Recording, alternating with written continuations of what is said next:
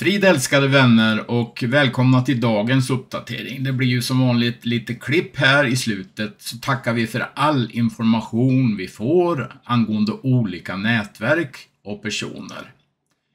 Och vi ser ju ganska klart att det här är ju mycket planerat bakom alla saker som nu dyker fram på olika sätt i konferenser, precis som Herren varnade oss för att det skulle göra. Och vi gör rätt i att pröva allt som sägs. Jag ska läsa upp lite, jag ska kalla det för hopkok idag, om lite information som har kommit. Man läser, ni vet, varje dag nyheter och Facebook och bra artiklar och sådär. Så får man ju en uppfattning om liksom vad som sägs och så. Jag vill summera det för er här idag då.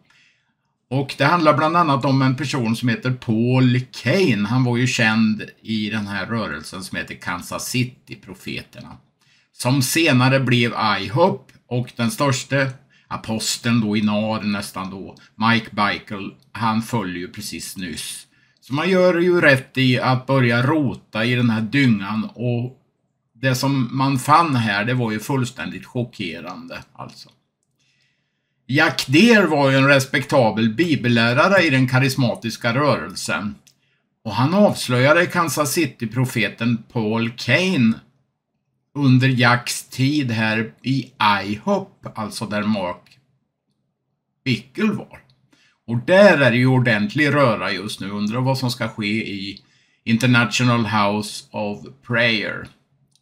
Och det är ju så här att vetet och ogräset är ju samlat tills nu, ska jag säga, för nu säger Herren att det kommer ett stort avfall.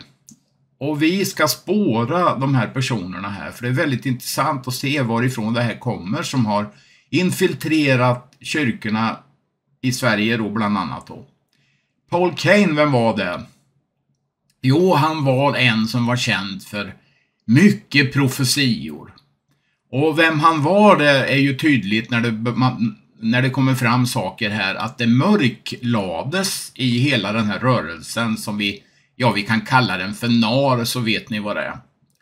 Paul Cain, han försökte manipulera och lura hela den profetiska karismatiska rörelsen, skriver Jack Deere.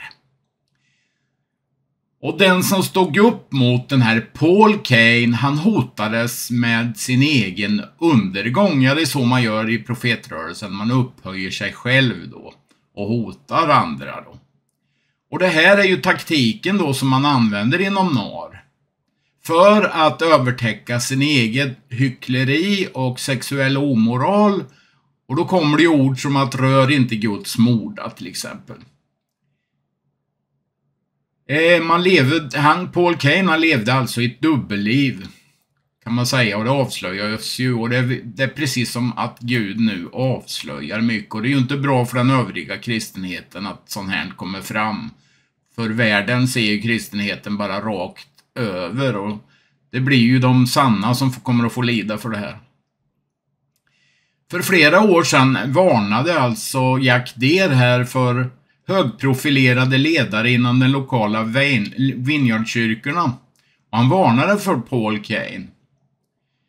Han visste om hans homosexualitet som doldes av några som såg Paul Cains liv på nära håll. Jack Deere kände att det var något väldigt fel med Paul Cain, som hade en förmåga att kunna tala ut olika namn och födelsedatum och annat över folk, och slog dem med häpnad. Inte nog med det, utan han sprutade ur sig obibliska profetior över människor. Och de här falska bindningarna och profetiorna, de skapar ju falska efterföljare, eller hur? De sätter ju sin tro till dessa stora upphöjda profeter, och det skapar ju en falsk säkerhet. Och när det avslöjas sen, då ligger man ju ut efter dikena sårade, och det finns massor av människor idag som gör det tyvärr, som inte ens vågar gå i en församling, så sårad är man. Och vi två, Elvor och jag, vi vill träda upp att tala ut vad som händer i kristenheten så att inte fler faller ut vid dikerna och blir sårade. När man talar ut saker som detta skakar man ju om deras säkerhet. Och därför försvarar sig både efterföljarna och de här höga apostlarna och profeterna. Och man kallar ju det här för, det vi gör alltså, för Jezebels ande, kritikens ande, brödernas åklagare, rör inte Guds moda, du är en farisé och så vidare. Vi fick ju precis nyss mejl härifrån att vi skulle omvända oss för att vi stod emot denna oerhörda väckelse nu som Gud skulle sända och så vidare och så vidare. Och den här kvinnan som skrev här, hon var helt vild och omvänd er. Ja, har man sin säkerhet i och under de här nätverken då, toppstyrda som de är, då blir det ju så här då, för att det är ju, hon är ju rädd alltså, den här kvinnan då som skrev, hon är ju rädd, för det hotar ju hennes säkerhet, för skulle vi ha rätt då är det ju illa ute, och det värsta är att vi har rätt, eller rättare sagt Bibeln har rätt, så är det ju. Paul Kane, ska ni få se hur man har lurat sig in i kyrkorna då. Och kunde det här ske på Levi Petrus tid, och så här så kan det givetvis ske idag. Paul Kane stod alltså i full tjänst i kyrkorna, samtidigt levde han som alkoholist och i aktiv homosexualitet. Helt klart. Jack Deere sa att Paul Kane måste vara psykiskt sjuk, för han inbillade sig plötsligt att han var Elia. Precis som Branham trodde. Det är ett väldigt slagsmål om den här Elia-manteln då, vem som är den och så. Det är flera stycken andra i den här rörelsen som nu påstår det. Ja, ta bara aposteln Mark Bickles senaste avslöjanden härifrån. Och sen lyssna till den här rödhårsfärgade profetissan Kate Kers obibliska uppenbarelser. Då kan man ju undra hur det är ställt mentalt. Hela den här rörelsen som står bakom detta nar passerar nu alla bibliska gränser. Och gör man det så får man ju kontakt med en annan ande. Och det är den som är New Age Christ med alla sina fallna änglar och demoner då, som har demoniska läror och så vidare. Har ni lagt märke till det senaste tidens trender? Alla har varit i himlen. Alla umgås med änglar. Alla får direkt i sitt sinne tilltal från, som man menar, Kristus då. Men man har ingen medlare då. Den Jesus man bekänner är inte den Herren högt uppsatt överallt som är våran Herre. Det är ju helt klart. För det förstår du, av deras egna ord så blir man alltså Kristus på jorden. Men det förstår man inte. Man är bedragen. Paul Kane var absolut inte Guds profet. Många undrar ännu över hans märkliga frälsningsupplevelse. Ja, det vet ju inte jag hur den var, så det kan jag inte uttala mig om. Men så står det här i alla fall.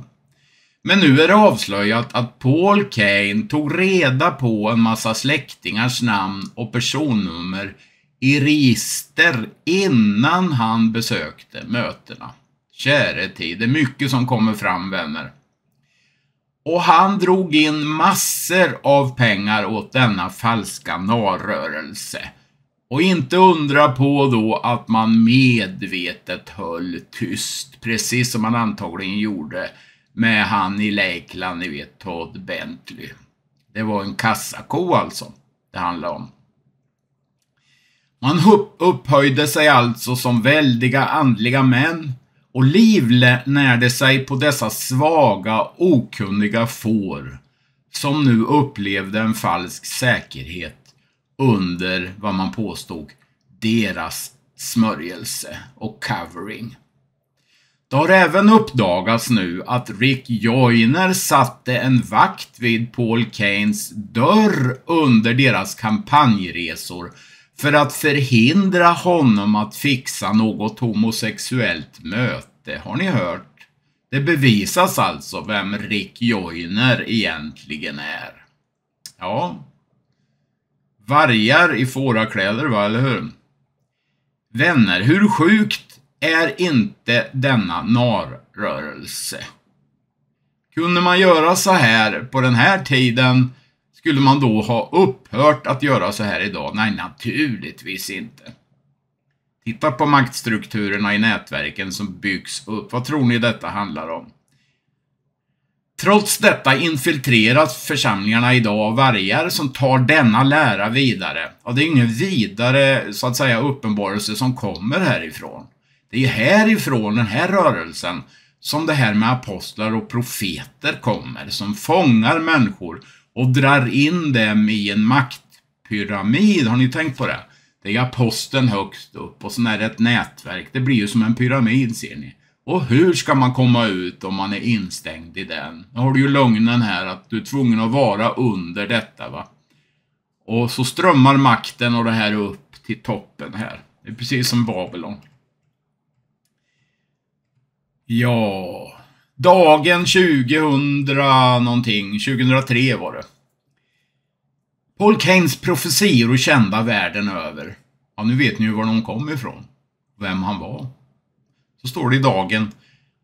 Vet han om mina frågor innan jag ens ställt dem, säger journalisten. Det undrar jag inom mig och slår mig ner med den omtalade amerikanske predikanten och profeten Paul Keynes i en intervju.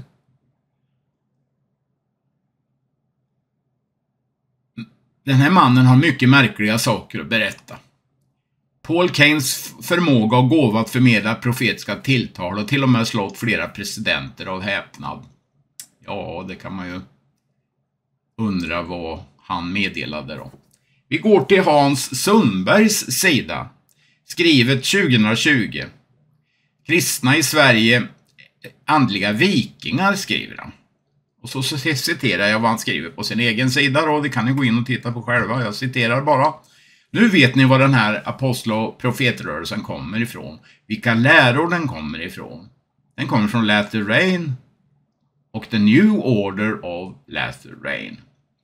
Under åren 1990-92 arrangerades flera ledarskapskonferenser i Sverige och övriga Norden med predikanter från Vineyard, USA.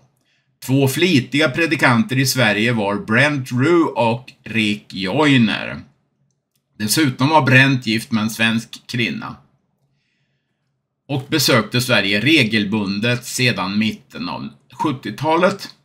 Det hölls en ledarkonferens i Bromma 1990 med Brent Rue och Rick Joyner och 300 församlingsledare.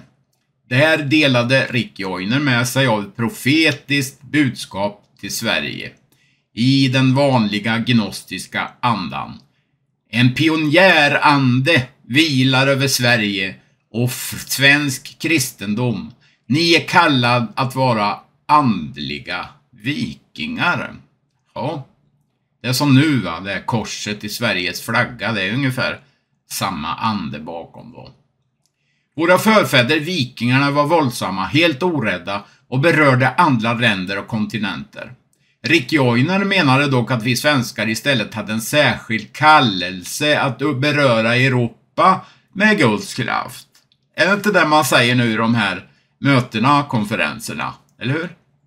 Rick Joyner hade tidigare frågat Herren varför man ville använda Sverige på så här sättet att nå Europa. Han fick namnet Raoul Wallenberg. Ja, men, jaha, så människor då? Människors goda gärningar då blandas ihop med Herrens härlighet, eller hur? Ja, läs din bibel och se hur obibliskt är inte detta. Till att börja med visste Rick Joyner inte vem han var, säger han. Ja, vad svårt då. Sedan läste han om Raoul Wallenbergs hjälp till hundratusentals judar att undkomma förintelsen i Ungern under andra världskriget. Rick kände att Gud ville visa hur en enda mans handlingar för Guds eget folk kunde ha en sån inverkan på ett helt land.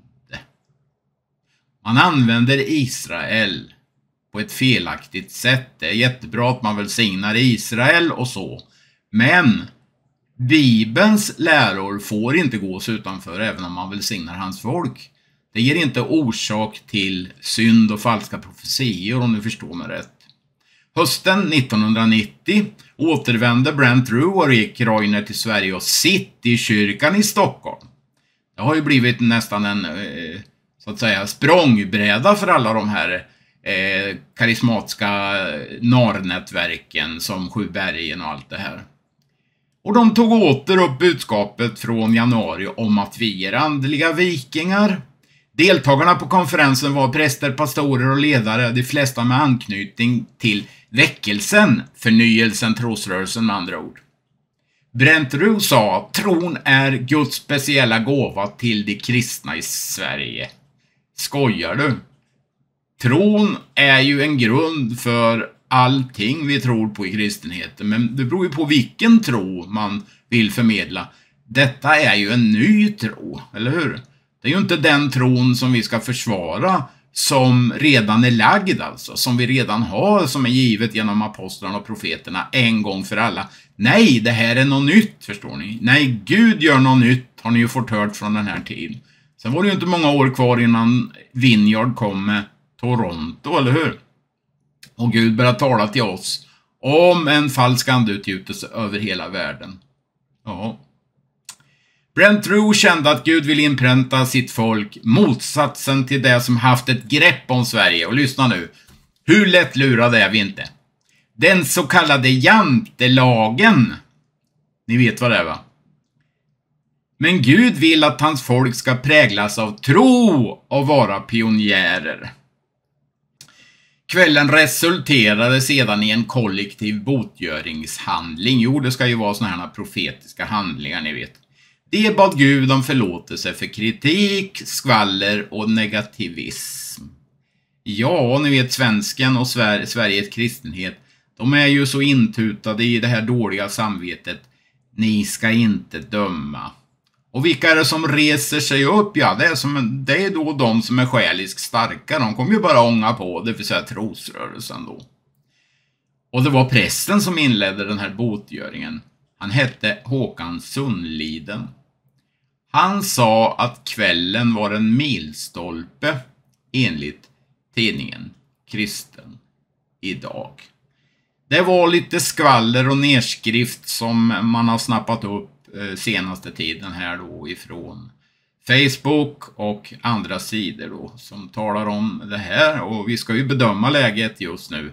Är det verkligen en väckelse av det sanna slaget vila på en fast grund, eller är detta något nytt byggt på nya apostlar och profeters grund?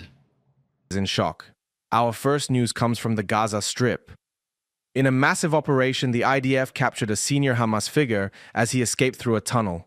While many members of the Hamas terrorist organization were neutralized in the process, the most important operation of the war officially began. Hundreds of missiles, rockets, and ammunition belonging to the terrorist organization were discovered. Elite Lota units have entered the heart of Hamas. And very important news continues to come instantly. I will start to convey these reports to you instantly. To NDLI, the news that shocked the whole world came from Yemen. While Iran was trying every way to attack, it managed to deliver hypersonic missiles to Hezbollah in Yemen. The terrorist organization learned the production of these missiles, but we are facing a very big problem. These hypersonic missiles can reach speeds of up to Mach 8. This means that the missiles can travel 8 times faster than the speed of sound.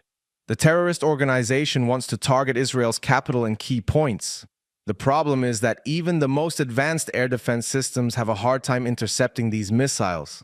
That's why Israel, the United States, Britain, and France have ordered the start of a major operation.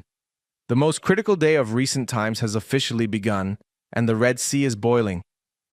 First, we turn our eyes to the Gaza Strip. It comes from Khan Yunis, known as the area of importance that would change the fate of the first battle. The IDF released footage showing 4 gunmen being identified and targeted in the Hamad town housing complex in Khan Yunis in southern Gaza. The footage clearly shows members of the terrorist organization preparing for an attack with weapons and ammunition.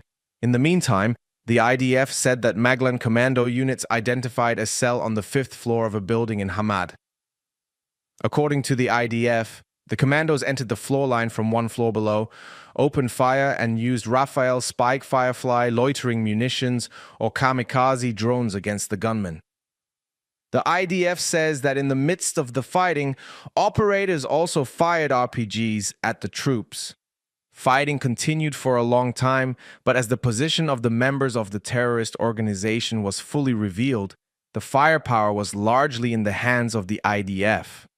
The IDF said that 2 of the gunmen were neutralized in a firefight with commandos, while the other 2 were taken out in an airstrike on the building shortly afterward.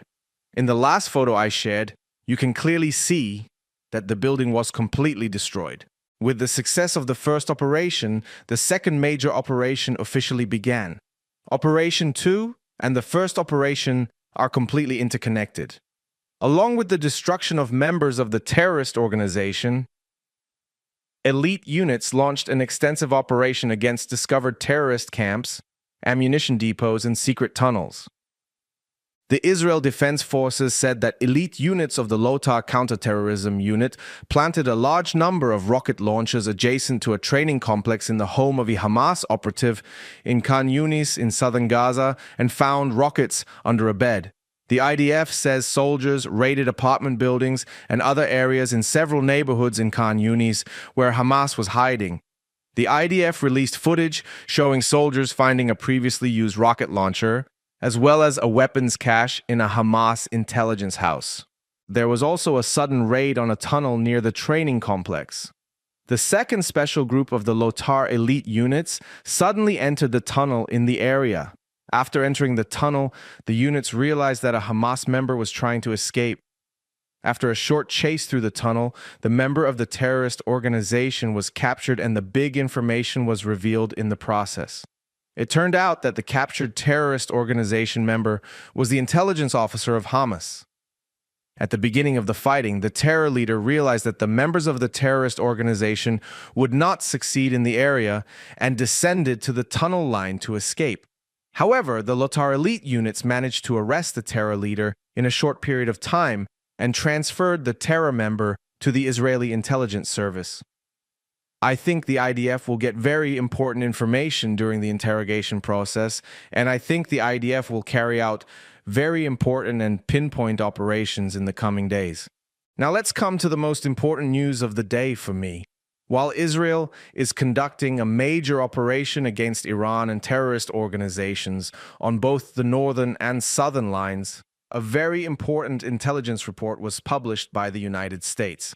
The United States announced that Iran has made a very important missile shipment directly to the terrorist organization Houthis in Yemen. In addition, Iranian engineers have been working in Yemen for months. In this process, it was reported that Iranian engineers taught the terrorist organization how to build new generation missiles. Shortly after, it was announced that the Houthi terrorist organization received hypersonic missiles from Iran.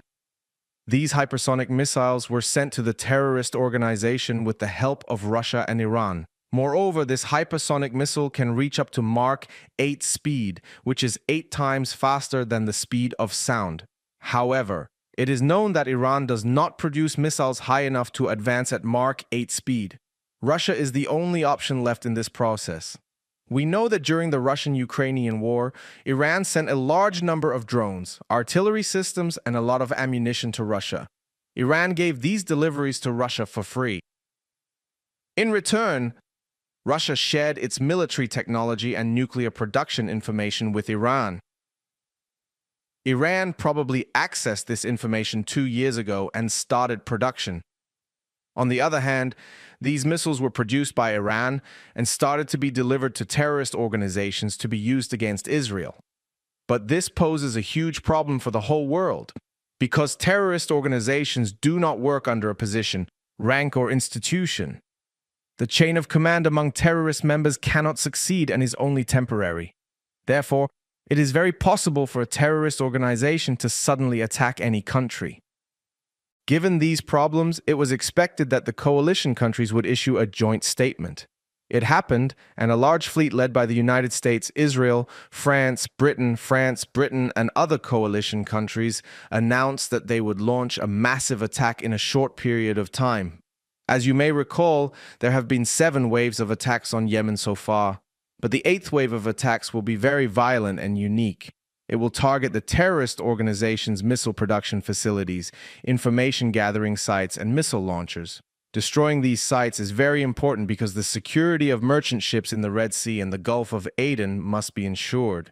In addition, for the security of neighboring countries, Iran's missiles must be completely removed and its nuclear facilities neutralized. Tensions in the region are very high.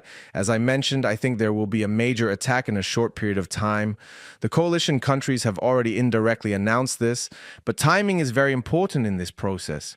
Because terrorist organizations do not carry out their attacks according to a specific plan, day or hour. They can carry out a powerful attack at any moment. For this reason, the destruction of the new generation systems of terrorist organizations in an urgent and rapid manner will be very important for the security of the region. Were you on October 7th? Take us through. Yeah. October 7th, I was there in my apartment with my wife, and Liz came in, and I was in the office, and she said, "Have you heard those sounds? The rockets, there were multiple rockets coming up to Jerusalem. The Iron Dome was shooting them down, so you heard the explosions of the Iron Dome, you heard the sirens, and immediately, I think, well, we knew it was something different. There were rockets that come to Jerusalem, but not that often, not like the people on the Gaza Strip. And then the frequency of them. And we just kept getting reports of what was going on in October 7th, down near the kibbutzim and the communities down there. And then the news of 100 people murdered, 200, 300, it just kept growing. We began to do, stories on YouTube and Facebook that day, and we did almost a daily show for about 70 days on what was happening. So it was, we just knew something, it was like a sea change. Change in Israel, change in the world, change for the Jewish people. And, like ICEJ has been on the front lines of advocating for the Jewish people. It's a new era of the importance of standing with the Jewish people. That's true. Dr. Buehler, for you on October 7th, what was your experience? Well, let me back up to October 5th. We just came out of the Feast of Tabernacles, which was an annual celebration, what we do every year with 3,500 pilgrims. On October 5th, we took 700 of our delegates down to the Gaza envelope. And we wanted to do it a solidarity mission with the Jewish people there because they have been so much affected by rockets. And the amazing thing was, we didn't have any inclination that there might be something coming up within 36 hours. But what we did feel was an incredible presence of God there. And that's what almost everybody who joined us said, Jürgen, this was the most powerful meeting. We don't know why, but we really feel God was with us. We had a Muslim woman which was standing on the side. She was in tears, weeping, shaking with crying. Jewish people which came to us, they say, we don't know what that is, but is this the presence of God that we feel? 36 hours later, the streets where we were driving with our buses became killing fields, and there were hundreds of people being killed in the vicinity where we took our people there. On October 7, my wife was in the kitchen already because it was the 7th birthday of our daughter. This is the 15th birthday of our daughter, and she was preparing the cake, and then suddenly the sirens came in. We had to go to the bomb shelter, and my daughter will never forget October 7. It was, she got congratulated in the bomb shelter with rockets landing maybe a kilometer away from our community. And it's a time, like Chris said, it's a sea change, it's a paradigm shift. I think the world will not be the same after October 7. I wanted to add, wasn't the mayor of the community you were down there murdered on October 7th? Ophir Lipstein, he is the head of the regional council for half of the communities around the Gaza Strip. He was with us. He was sitting beside me, and he grabbed my hand. He said, Jürgen, thanks so much for bringing all those delegates and for taking the courage to stand with us. Please come back next year. And I called him on October 7, and his phone was already dead. I learned he was the first confirmed dead person on October 7. Wow. Joel? Well, for us, we had just had such a wonderful week because our oldest son, he got married about 5 years ago, but because of COVID and all these other complications, his wife had never come to Israel. And so she wanted to come, and they'd been planning this, and we finally found the window of time that worked for them. And her twin brother had come as well, and they are American evangelicals, but their father was born and raised in Egypt, and their mother was born and raised in Syria. Wow. But they had both, fled, 30, 40 years ago. So anyway, all that to say, they're like, so we want to come and tour Israel. Never been to Israel, but we also, can you take us to Egypt? Can we see a pyramid? Can we take a boat ride on the Nile? So we've done all of this. We've done all the classic touring, and it was so sweet, and the weather was gorgeous. And they were going to leave that morning of Saturday, September 7th. And we woke up, to sirens, and it was 8 rounds, 8 barrages of missiles. And as Chris said, it's not that it never happens, but it's very rare that the missiles are targeted at Jerusalem, in part because it's a major Muslim, it's the third holiest site, holiest city for Muslims, so they don't usually attack us. And so to be in a bomb shelter over and over again, and her, poor Rachel's father had always said, I really don't want you to go over there. We left the Middle East for a reason. You're my only daughter. And we sort of joked, eventually when they got home, I mean, their flight was canceled that day. Every flight was canceled that day. And they rebooked for the next day, and they rebooked for the next day, and everything was canceled. We joked that they were going to get back eventually, and her father was standing at the airport with a T-shirt saying, "See, I told you so." But they experienced more than anybody should. I mean, one day, so that night I was, I just started a year before the Rosenberg Report on TBN, so. I told Matt Crouch, so I've got a face for radio. There's no reason to put me on television. I don't know what you're thinking. But anyway, we were doing this and learning a lot from Chris. But so that night, we had a pre-recorded show all ready to go for that week, but you couldn't use it, right? So that's what I was doing that day. And even as they were driving me, we all wanted to stay together. So they were driving me to the studios, and the rocket alerts went off. And you have to jump out of your car. I mean, stop the car, turn it off, and run, because you don't want to be anywhere near your car. If the rockets hit your car, it's going to be shrapnel and kill you. So you're just lying, in a grassy, section median, and we can see the intercepts, and you just hear the boom, boom, boom. That really, I mean, it rattled all of us, but it especially rattled the 3 of them. They just never experienced anything like it. It's so foreign to all of us, I think, to think of having bomb shelters in your home, right? Living in a place where there's that preparation, because there needs to be. And that was something that stuck out to me in all of these stories, is how many people were in their bomb shelters or who had to pull over and do what you just described. And when we think of the broader threat, we think of Hamas. And I want to pause for a moment and talk about, and Chris, I'll come to you on this. Who is Hamas? This blueprint they follow that does not seem like a new blueprint. I think it's helpful to get some background on this group and how they operate. Well, Hamas is an outgrowth of the Muslim Brotherhood that was established in the 1920s in Egypt. And their goal, if you look at their charter, one of the elements of their charter is to destroy Israel. It's very clear about what they want to do. And I think what happened on October 7th was like the repeat of a movie script. And I'll explain. Back in 2005, Israel unilaterally pulled out of the entire Gaza Strip, destroyed 21 Jewish communities, and evicted 9,000 Jews. 2 years later, Hamas, in a bloody, brutal coup, took over from the Palestinian Authority that was given authority over the Gaza Strip. Since then, they have been building rockets and the military infrastructure that makes Gaza Strip, on October 6th, the largest terror base in the world. And the reason it's a movie script is because in 2008-9, 2012, 2014, 2021, firing rockets into Israel, and they had a mini war, 10-day war, 11-day war. And the script is the same. Hamas attacks, Israel retaliates, And when Israel retaliates, and sadly and tragically there are Palestinian casualties, Israel gets the blame. And many times Hamas uses their own civilians, their own Palestinians, as human shields in order to gain leverage in the propaganda war.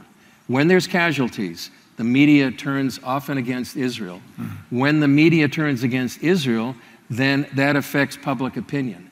Public opinion affects politicians, and the pressure goes on Israel, and Israel gets the blame, even though Hamas is using their own people as civilian shields. What does Israel do? Israel goes in there when they have to, as they did in 2014 on the ground. They tell people to get out of harm's way. They send leaflets. They do text messages, millions of them. They call people. When they've been on the ground since 2 weeks after October 7th, they tell people where to go. Hamas tells people not to go to safe zones. And so that helps gives context to the whole narrative of what's going on in the war. Israel does one thing to protect Palestinians. Hamas does the very opposite. And that's part of the media battle, in addition to the military and spiritual battle. You know, as we're talking, something's come up a number of times about the Hamas charter, about wanting Israel wiped off the map. And one of the critiques is that Israel should negotiate. We hear about hostage negotiations, all these things. How do you respond, Chris, to this idea? I mean, can you negotiate with a force that wants the entire country wiped off of a map? There's a concept in Islam of the house of peace and the house of war. The house of peace is that part of the world that is under the subjugation of Islam. The house of war is that part of the world that is not under the subjugation of Islam. And for Hamas, Hezbollah, Iran, the goal of faithful Muslim is to subjugate the house of war. So that's the battle, and it's not just a territorial battle. It's not for a two-state solution. It's for a one-state solution. And added to the sense of, you know, this land, it was under Muslim rule for hundreds of years under the Ottoman Empire. And the goal of a group like Hamas is to take that land back and put it back under Islam. And the fact that the Jewish people are in charge of the land makes it all the more that they need to kill the Jews. We've done a couple of stories on Hamas summer camps where they will train young men and boys and train them to do exactly what was happening on October 7th. And we were able to put the footage from the summer camps and the footage from October 7th. And it's eerie how similar it looks of how these young boys were trained. And when you look at what they've done since 2007, they've trained a generation to kill Jews and to take back this land that was once under Islam. I want to pivot a little bit into the West's relationship with Israel. You know, right now, Dr. Buehler, how are people inside of Israel feeling about the West's response so far to October 7th? I think initially Israel was extremely surprised on the wave of support that came from the United States, from Europe, from parties which nobody believed they would stand with Israel. The Green Party, which is super leftist, super liberal, they made some of the most amazing statements supporting Israel. The question now is how long this will last. And what we see right now is that one after the other of those nations, they are bowing down to the pressure of the Islamic world, and they say, oh, we need now a ceasefire, we need to have a Palestinian state, the PA need to take over Gaza, and these are all solutions that will not lead to anything. The Palestinian Authority, and by the way, Mahmoud Abbas, who's the head of that, I think he's serving the 19th year of his 4-year term, and 89% of Palestinians, by a Palestinian polling firm, think he's too corrupt and he needs to leave immediately. So he's supposed to be in charge? Yeah, and he basically says that, you know, their charter is not too much different from Hamas. They feel Israel is occupied. Their school books, they don't have Tel Aviv there. They don't speak about Israeli cities. They believe all of Israel is an occupied area that needs to be liberated. And they want to give them the Gaza Strip, which is horrendous. So right now it's a battle where I believe believers around the world, they are challenged to talk to their governments that Israel has the freedom. I understand fully and I agree there needs to be freedom for the hostages. But I would say let's leave this an Israeli problem. Let them deal with them. But let the world send a signal to Israel. You have all the freedom, all the liberty, all the time you need in order to deal with Hamas. Yes. And thanks God, until now the support came. But we have to pray that the support stays steadfast. This is all happening during an election year in America. And it would seem there is a lot at stake, depending on what happens, depending on who ends up in. How can we be praying for that? And what is at stake politically in America when it comes to our support for Israel? I would say go back to Genesis 12, 2 and 3, 1, 2, and 3. Those that bless Israel will be blessed. Those that curse Israel will be cursed. There's also something in the book of Joel that says, you know, we're in the valley of decision because they divided God's land. And I think it's important to keep that in context of the political campaign going on in this particular year. If you divide God's land, you can incur wrath that you don't want to. And you want to be on the side of blessing Israel. And I think that is an overall context of what happens politically. And I just add that the story's not over. There's a big issue right now about what Israel's going to do in Rafah, but even bigger is what's going to happen in the north and with this battle at Hezbollah. And with the Iranian nuclear threat. And even bigger is the Iranian nuclear threat. So it's so important to be like that watchman and watchwoman on the wall from Isaiah 62 that give the Lord no rest till he makes Jerusalem a praise in all the earth. Well, I hope that was helpful.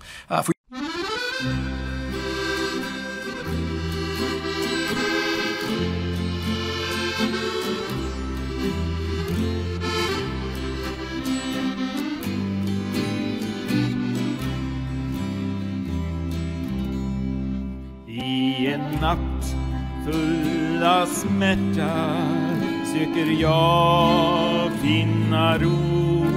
Stormen rasar omkring mig i en hotande sky. Och när åskan den skallar, kära Gud, hör mitt rop. Håll mig fast till stormen är förbi. När stormen har lagt sig, ingen muller höras mer. Alla mörka moln är borta och jag är fri. Håll mig fast, låt mig bli din sårmärkta hand. Håll mig fast tills stormen är förbi.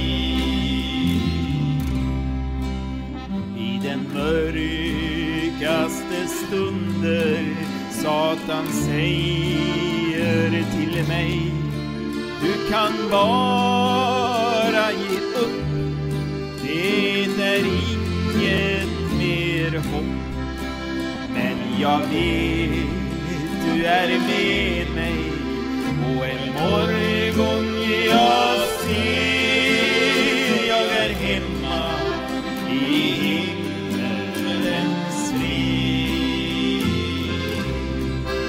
När stormen har lagt sig, ingen muller hörs mer. Alla mörka moln är borta och jag är fri. Håll mig fast, låt mig bli din sårmärkta hand. Håll mig fast tills stormen är förbi.